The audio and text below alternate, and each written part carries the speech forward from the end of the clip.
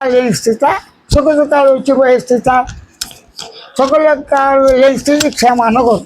ఎలా క్షేమంగా ఉన్నామంటే అంతకుముందు బాధతో ఉన్నావు, ఇప్పుడైనా బాగున్నావు, ఖుషిగా.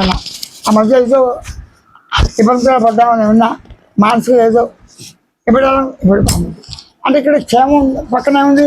బంధం బంధం అంటే మానసికం కావచ్చు, బుద్ధిపూర్వకం కావచ్చు, ఇచ్చ అనిచ్చ పరీక్ష చేత అంటే ఇచ్చ తన కోరికల వల్ల కావచ్చు, పరీక్ష ఇతరుల వల్ల కావచ్చు, అనిచ్చ సహజంగా వ్యక్తి వల్ల కావచ్చు.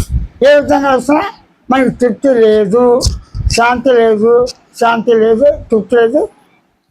నేను శబ్దం ఉన్నంత వరకు తప్పదు.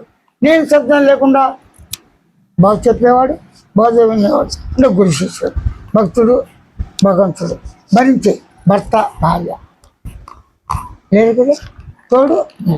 ఇవన్నీ ఉన్నప్పుడు ఎప్పుడు సుఖ సుఖాలతో ఉంది కదా, అన్నీ మాత్రమే నీకు మాత్రమే అవగాహన.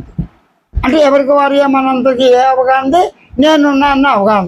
నేను ఉన్నానంటే ఎలా అంటే అవగాహన అంటే అర్థం అంటే తెలుసుకోవడం.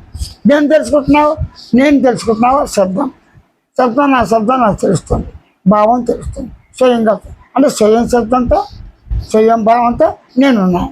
అలాగే స్వయం గమనికతో సాక్షిగా, స్వయం స్మృతితో, స్వయం జ్ఞాపకంగా, స్వయం ఆనందంగా సహజంగా ఉన్నాను అని నాకు నేనే స్వయంగా తెలుసుకుంటున్నాను.